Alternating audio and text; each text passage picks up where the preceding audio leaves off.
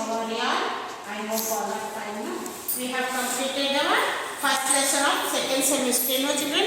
At the airport. Now we are going for second lesson. What is your second lesson, children? Take out your page number 16. The boastful head. The boastful head. Boastful ಅಂದ್ರೆ ಏನು? ಬೋಸ್ಫುಲ್ ಅಂದರೆ ಹೆಮ್ಮೆ, ನಾವು ಹೆಮ್ಮೆ ಪಡೋದು, ಹೆಮ್ಮೆಯಾಗಿರಬೇಕಂತೀವಲ್ಲ ಅದೇ ಥರ. Hair ಅಂದರೆ ಏನು? ಮೊಲ. ಮೊಲಕ್ಕೆ ಏನಂತ ಹೇಳ್ತೀವಿ? ಹೇರ್ ಅಂತ ಹೇಳ್ತೀವಿ. ನೆಕ್ಸ್ಟ್ ಈಗ ಲೆಸನ್ ಸ್ಟಾರ್ಟ್ ಮಾಡೋಣ ಮಕ್ಕಳ. ನೋಡಿ, we are all good at something or the other. ನಾವೇನಾದರೂ ಬೇರೆ ಸ್ಪೋರ್ಟ್ಸಲ್ಲಾಗಲಿ, ಆರ್ಟ್ಸಲ್ಲಾಗಲಿ, ಡ್ರಾಯಿಂಗ್ ಮಾಡಲಾಗಲಿ, ಸಿಂಗಿಂಗ್ ಕಾಂಪಿಟೇಷನ್ ಯಾವುದಲ್ಲೂ ಒಂದು ಏನೋ ಒಂದು ಹೆಮ್ಮೆಯಾಗಿ ಇರ್ತೀವಿ ನಾವು. Someone is good at sports. ಈಗಿನ ಹೇಳಿದ್ನಲ್ಲ, ಸ್ಪೋರ್ಟ್ಸಲ್ಲಿ ಇರುತ್ತಾರೆ. ಆಮೇಲೆ art and craft and maybe singing, dancing or even acting ಕೂಡ. What are you good at ಅಂದರೆ ನೀವು ಯಾವುದರಲ್ಲಿ ಇರ್ತೀರಾ, ಯಾವ ಕಾಂಪಿಟೇಷನಲ್ಲಿ ನೀವು ಚೆನ್ನಾಗಿದ್ದೀರಾ ಅಂತ ನೀವು ಅರ್ಥ ಮಾಡ್ಕೋಬೇಕು. Have you felt proud of yourself ಅಂದರೆ ನಮ್ಮನ್ನು ನಾವೇ ಇದು ಪ್ರೌಡ್ ಅಂತ ತಿಳ್ಕೊಬೇಕು, ನಾವೇ ಹೆಮ್ಮೆಯಾಗಿರಬೇಕು. When you excelled in some activities. ಒಂದು ಆ್ಯಕ್ಟಿವಿಟಿ ಕೊಟ್ಟಿದ್ದಾರೆ ಮಕ್ಕಳ. Solve the puzzle and see who reaches the finish line, the tortoise or the hare. Tortoise ಅಂದರೆ ಗೊತ್ತಲ್ಲ, ತಾಂಬೇಲಿ ಅಂತ ಹೇಳ್ತೀವಲ್ಲ ಅದು. ಹೇರ್ ಅಂದರೆ ಏನು ಹೇಳಿದೆ ಈಗ ನಿಮಗೆ? ಮೊಲ. ಇವಿಬ್ಬರಲ್ಲಿ ಫಿನಿಶ್ ಲೈನಿಗೆ ಯಾರು ರೀಚ್ ಆಗ್ತಾರೆ ಅನ್ನೋದು ನೀವು ನೋಡಬೇಕು. That is your homework children. Okay, yes, we are going for the lesson. Once upon a time they lived a hare. Hare ಅಂದರೆ ನಾನು ಹೇಳಿದ್ನಲ್ಲ ಮಕ್ಕಳ, ಮೊಲಕ್ಕೆ ಏನಂತ ಹೇಳ್ತೀವಿ? ಹೇರ್ ಅಂತ ಹೇಳಿ. In a jungle he was very proud of his speed. He boasted about how fast and swiftly he could run. He also made fun of animals that were slower than him. ಇಲ್ಲೇನಾಯಿತು ಅಂದರೆ ಒಂದು jungle ಅಂದ್ರೆ ಕಾಡು, ವನ ಅಂತ ಹೇಳ್ತೀವಲ್ಲ, ಅರಣ್ಯದಲ್ಲಿ ಏನಾಯಿತು? ಒಂದು ಮೊಲ ಇತ್ತು. ಮೊಲಕ್ಕೇನು ಫಾಸ್ಟಾಗಿ ಓಡಲಿಕ್ಕೆ ಬರುತ್ತೆ, ಜಂಪ್ ಮಾಡಲಿಕ್ಕೆ ಬರುತ್ತೆ, ಹೌದಿಲ್ಲ ಮೊಲಕ್ಕೆ. ಅದಕ್ಕೆ ಅವನೇನದು ಹೆಮ್ಮೆ ಪಡ್ತಿದ್ದ, ನಾನೇ ಫಾಸ್ಟ್ ಇಲ್ಲಿ ಕಾಡಿನಲ್ಲಿ, ನಾನೇ ಜಂಪ್ ಮಾಡೋದ್ರಲ್ಲಿ ಫಾಸ್ಟ್ ಹೋಗೋದ್ರಲ್ಲಿ, ಓಡೋದ್ರಲ್ಲಿ, ಎಲ್ಲದರಲ್ಲೂ ನಾನೇ ಫಸ್ಟ್ ಅಂತ ಹೆಮ್ಮೆ ಪಡ್ತಿದ್ದ. ಅವಾಗ ಏನಾಯಿತು?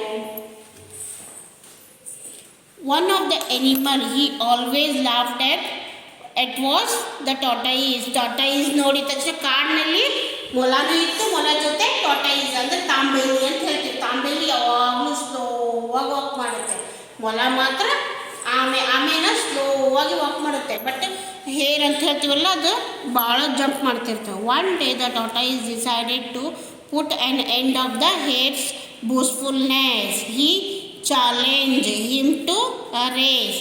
The hare readily agreed. ಏನಾಯಿತು? ಒಂದಿನ ಈಗ ಟಾರ್ಟಾಯಿಸ್ ಅಂದ್ರೇನು, ಆಮೇಲೆ ಏನಾಯಿತು? ಆಮೇಲೆ ಭಾಳ ತ್ರಾಸ ಆಯಿತು ಅವ್ರಿಗೆ, ಮನಸ್ಸಿಗೆ ಭಾಳ ಬೇಸರ ಪಟ್ಕೊತಿದ್ದ. ಯಾಕಂದರೆ ನಾನು ನಡೆಯೋದು ನಿಧಾನ, ಬಟ್ ಏನು ಅದು ಮೊಲ ಭಾಳ ನನಗೆ ಹೆಮ್ಮೆಯಿಂದ ಇದು ಮಾಡ್ಕೊತದ, ನಾನೇ ಜಾಣ, ನಾನೇ ಓಡೋದ್ರಲ್ಲಿ ಫಸ್ಟು ಅಂತ ಹೇಳ್ತಿದ್ದ. ಅದಕ್ಕೆ ಒಂದು ಕಾಂಪಿಟೇಷನ್ ಇಡೋಣ ಅಂತ ಹೇರ್ ಜೊತೆಗೆ ಅಗ್ರಿಯ ಮಾಡಿದರು. ಚಾಲೆಂಜ್ ಅಂದ್ರೇನು? ಸವಾಲು ಹಾಕ್ತದಲ್ಲಿ. ಯಾರು ಹಾಕ್ತಾರೆ ಸವಾಲಿಗೆ? ಆಮೆ ಹಾಕ್ತದೆ. ಈಗ ಟಾರ್ಟಾಯಿಸ್ ಏನಾಗುತ್ತೆ? ಇವನಿಗೆ, ಯಾರಿಗೆ? ಹೇರಿಗೆ, ಮೊಲಕ್ಕೆ ಒಂದು ಅಗ್ರಿಮೆಂಟ್ ಆಗುತ್ತೆ. The tortoise practised hard for the race, but the hare was very confident that he would win the race, so he felt he did not need to practice at all.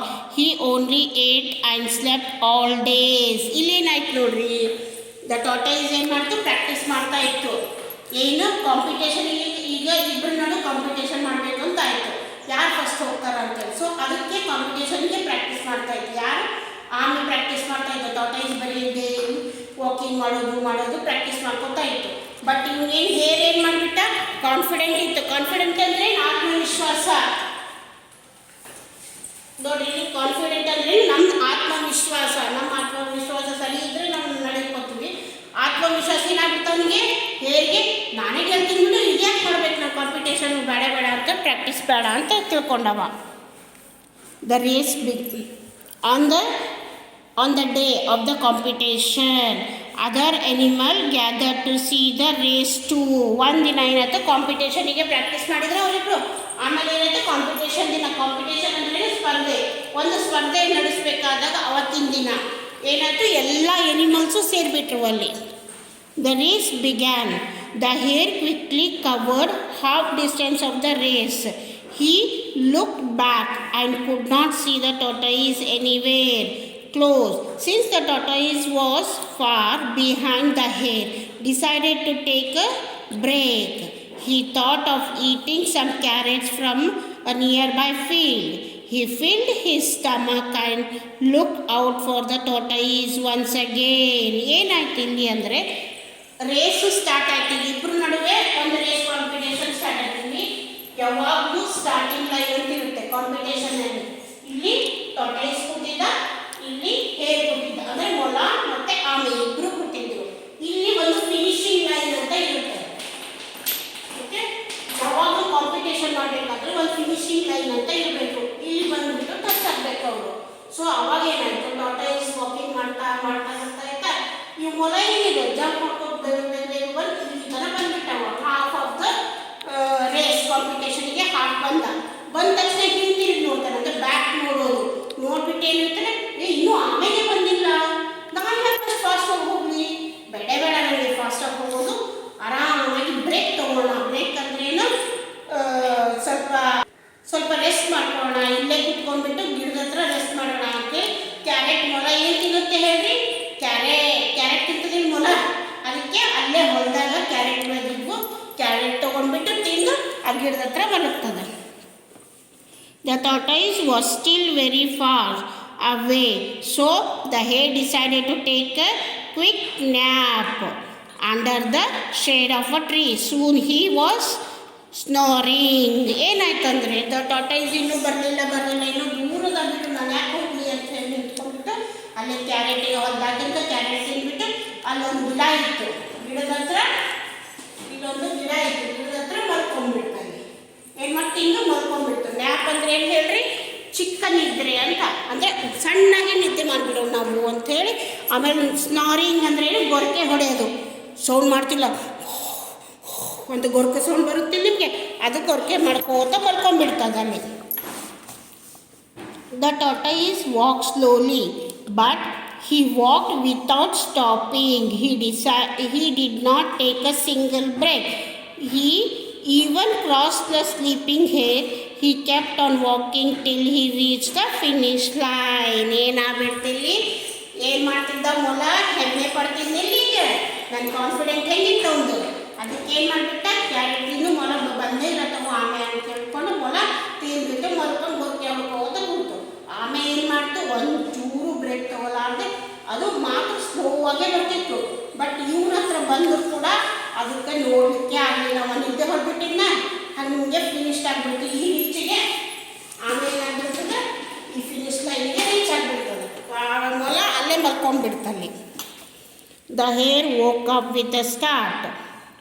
He ran towards the finish line only to find that the tortoise had already won the race. ಏನಾಗ್ಬಿಡ್ತಿಲ್ಲಿ, ಅವಾಗ ಅವ್ನಿಗೆ ಗೊತ್ತಿ ನಿದ್ದೆ ಮಾಡ್ತಾ ಇರ್ತಾನಿಲ್ಲ, ಒಮ್ಮಿಗೆ ಎಚ್ಚರಾಗ್ಬಿಡುತ್ತೆ.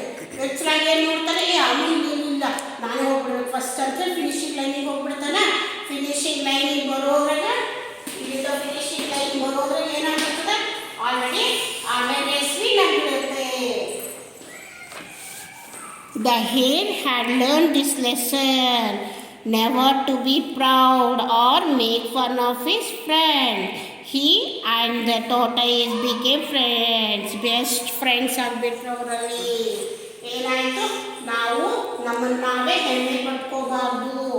ಇನ್ನೂ ಒಬ್ಬರು ಪ್ರಶಂಸೆ ಮಾಡಿದರೆ ಮಾತ್ರ ಸುಮ್ಮನೆ ಇರಬೇಕು. ನಮ್ಮನ್ನು ನಾವೇ ಹೆಮ್ಮೆ ಪಡಬಾರ್ದು, ಅಂದರೆ ಜಂಬ ಕೊಚ್ಕೋಬಾರ್ದು. ಗೊತ್ತಾ, ನಾನೇ ಬೇಕು, ನನಗೆ ಬರುತ್ತೆ ಅಂತ ನಾವು ಅನ್ಬಾರ್ದು. ಬೇರೆಯವ್ರು ಯಾರೇ ಮಾಡಿದ್ರು ಅವರಿಗೆ ಪ್ರಶಂಸೆ ಕೊಡ್ಬೇಕು ನಾವು. ಸೊ ಅದಕ್ಕೆ ಏನಾಗ್ಬಿಟ್ಟು ಹೋಗು, ಆಮೇಲೆ ಏನು ಮಾಡ್ತಾ ಇದ್ದ, ಅದಕ್ಕೆ ಆಮೇಲೆ